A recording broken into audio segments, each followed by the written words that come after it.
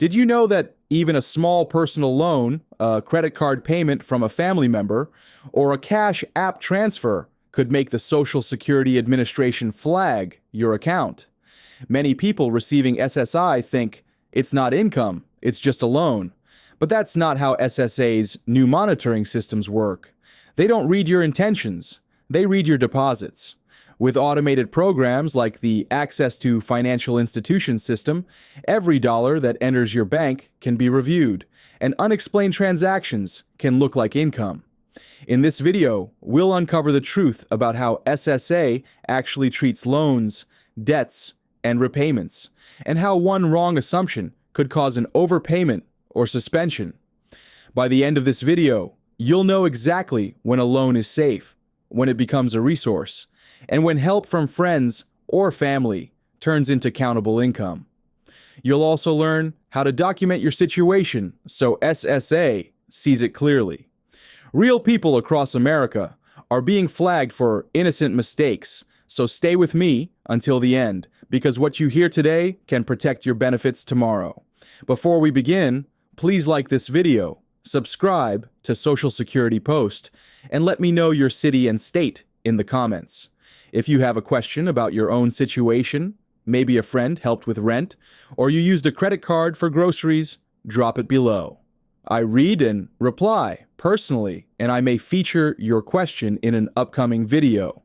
Supplemental Security Income, or SSI, is a needs-based program. That means eligibility depends on both income and the value of resources you own. In 2025, the federal resource limit remains $2,000 for an individual and $3,000 for a couple. Anything above that, cash, savings, or certain valuables, can make you ineligible. That's why SSA pays close attention to deposits and balances, even if the money isn't technically yours. Over the last few years, SSA has tightened how it verifies assets. It now automatically cross-checks bank data under the Access to Financial Institutions program. These checks can show month-end balances and identify unreported accounts or sudden spikes in funds.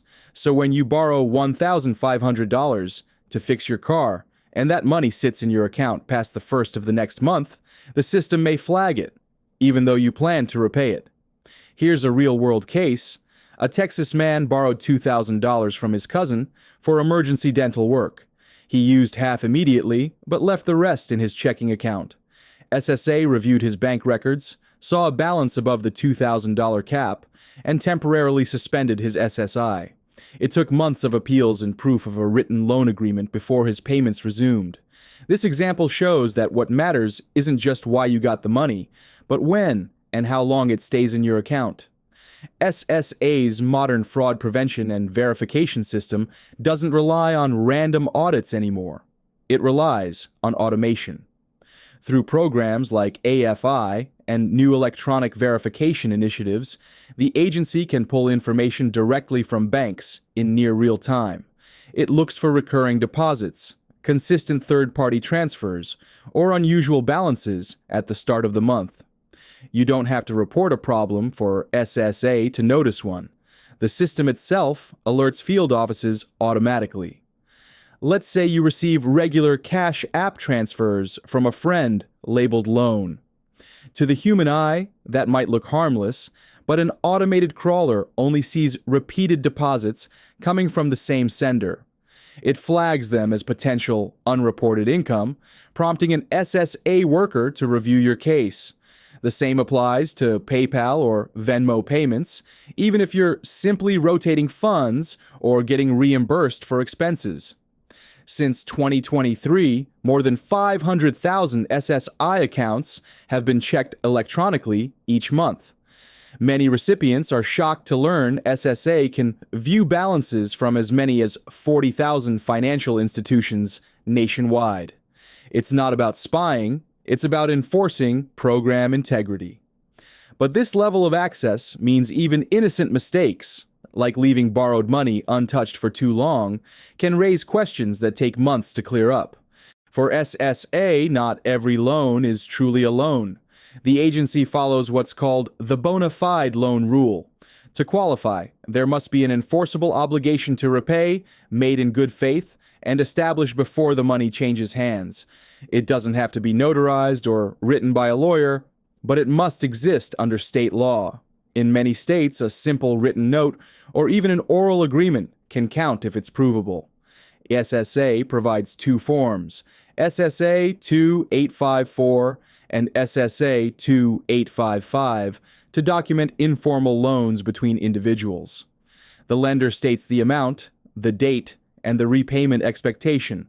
The borrower confirms understanding and intent to repay. This paperwork helps SSA see that the transaction was legitimate and not a disguised gift.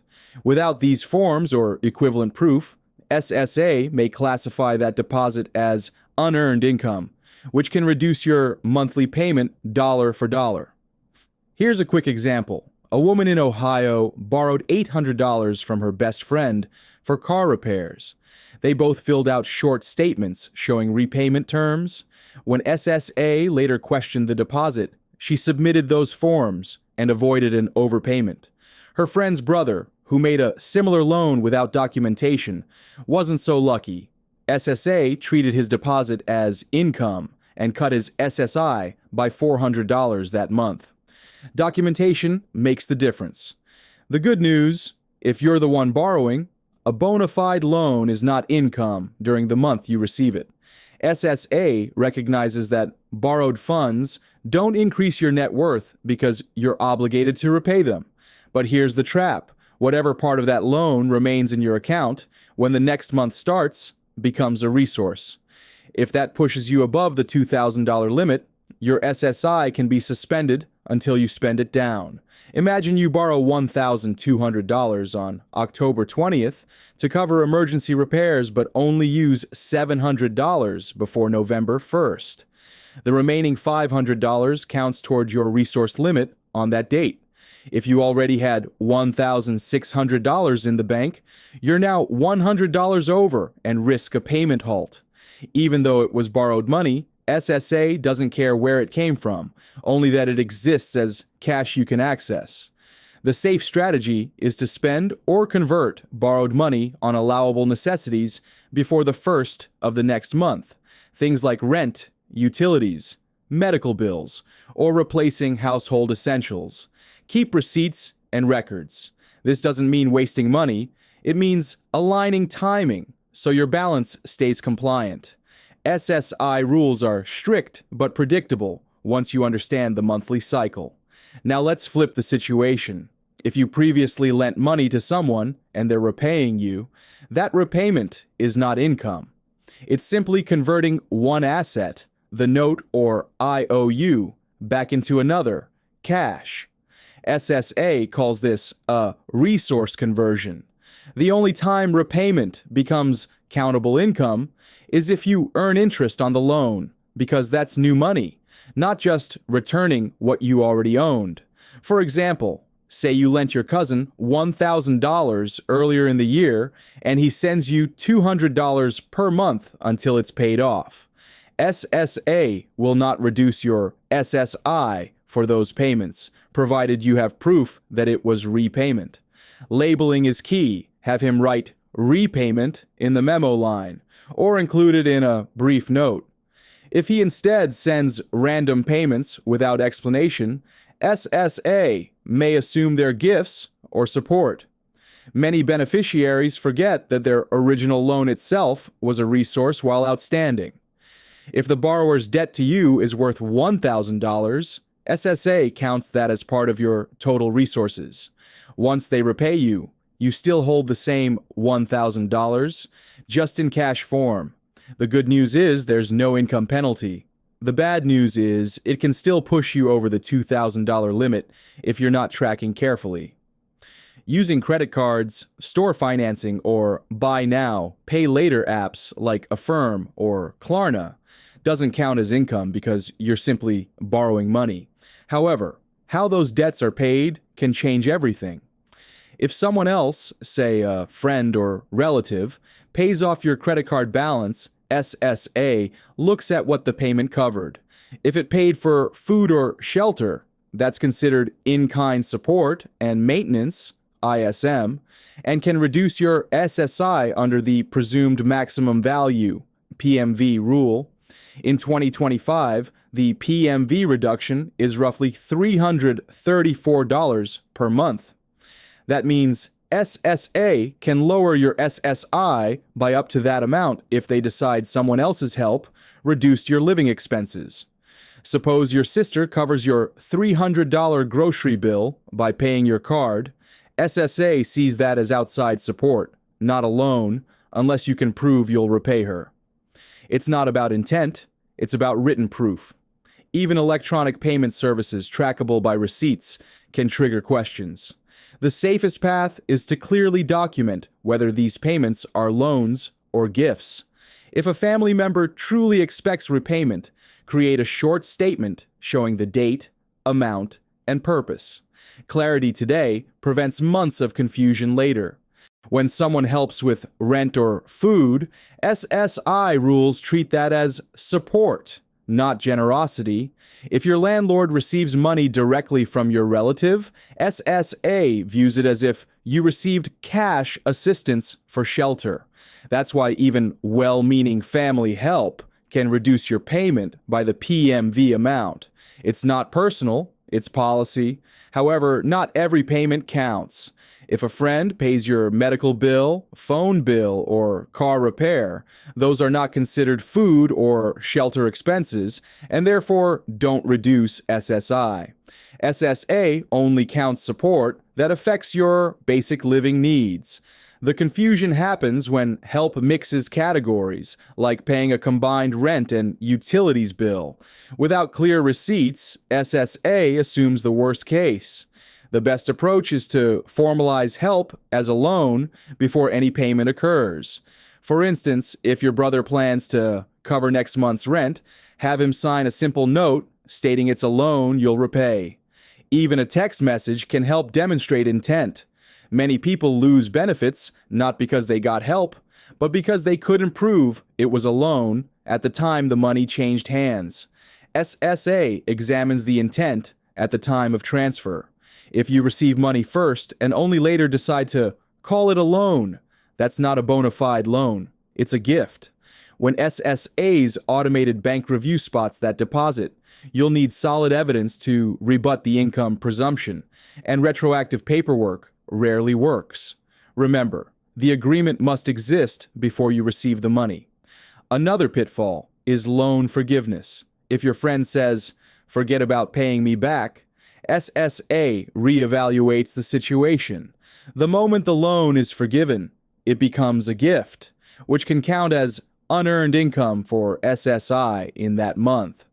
Additionally, the IRS might treat canceled debt as taxable income and send you a Form 1099-C, adding a tax bill you weren't expecting. While SSI and IRS rules are separate, both can hurt your finances if you're unprepared. Real-life example, a California recipient borrowed $3,000 for surgery and later had part of it forgiven. SSA recalculated benefits, treated $1,000 as income, and sent an overpayment letter. He appealed successfully by showing that forgiveness happened months later, and the remaining balance was still enforceable. Documentation of the timeline saved his case. Proper paperwork is your shield. You don't need a lawyer, just clarity. A one-page note including the names of both parties, amount, date, purpose, and repayment terms is enough. Add signatures or electronic confirmations, and keep screenshots or bank statements showing transfers labeled loan. The more specific the memo, the better your defense if SSA reviews your account. Always monitor your month-end balance. SSI reviews balances as of 12:01 a.m. on the first of the month. Staying under the $2,000 limit, or $3,000 for couples, is crucial. Even $10 over can trigger suspension or overpayment. If you borrow late in the month, spend the funds on verified necessities before that cutoff to stay compliant. A real viewer shared that after borrowing $1,200 for car repairs, she left $600 in her account over the weekend. SSA saw the higher balance and stopped her payment. Once she sent receipts showing that it was a loan spent on repairs. Benefits resumed, but only after 2 months. Simple foresight and labeling could have avoided the stress entirely. If you receive an overpayment notice, don't panic, but don't ignore it either. Step 1 is to request reconsideration within 60 days, explaining that the funds were from a bona fide loan or a repayment. Attach your loan agreement, receipts, and any texts or memos proving repayment expectations. The clearer your evidence, the faster your case moves. If SSA still insists on recovery, you may qualify for a waiver. For overpayments greater than $2,000, fill out Form SSA 632BK and request forgiveness on the grounds of being without fault, and that repayment would defeat the purpose of SSI. That means it would cause you hardship, such as losing housing or medical access. Many seniors succeed with waivers simply by submitting honest documentation and hardship statements.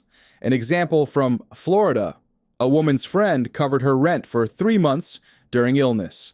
SSA counted it as income and billed her $900. She appealed, proving it was a loan with repayment terms, and the debt was waived. Honesty, quick response, and proof of intent turned a stressful notice into a success story. Let's review a few common situations. First, your mom loans you $1,000. Not income this month, but any amount left on the 1st of next month becomes a resource. Use it on approved expenses before that date. Second, a friend pays your landlord directly. That's in-kind support, so expect a partial reduction under the PMV rule unless it's formally a loan.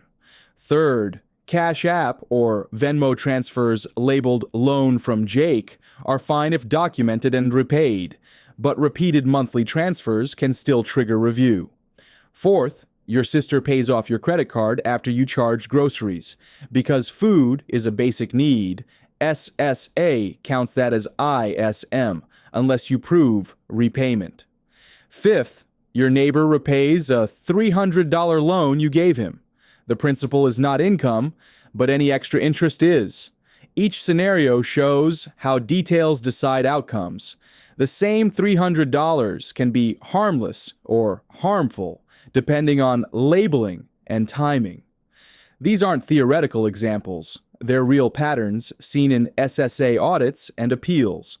The difference between keeping benefits and losing them often comes down to one line on a memo or one missing receipt. Remember, clarity protects you, confusion costs you. Loans and debts are part of life. Borrowing doesn't make you dishonest, but misunderstanding the rules can make life harder than it needs to be. SSI is strict, but it's not unfair once you know how it works. Create agreements before money moves. Keep clear labels. Track your month-end balances. And never assume SSA will just know it was a loan. If this video clarified something for you, please like it and subscribe to Social Security Post so you never miss updates that protect your benefits. If you have a question about your specific situation, maybe a parent helped with rent, you used a credit card for groceries, or you got a refund, write it in the comments. I'll respond and we may feature your case in a future explainer so others can learn too. You've earned your benefits through honesty and hard work. Now let's make sure you keep them. I'm here to help guide you through every SSA rule in plain English, because knowledge isn't just power, it's protection. Thank you for watching Social Security Post. Stay informed, stay safe, and I'll see you in the next video.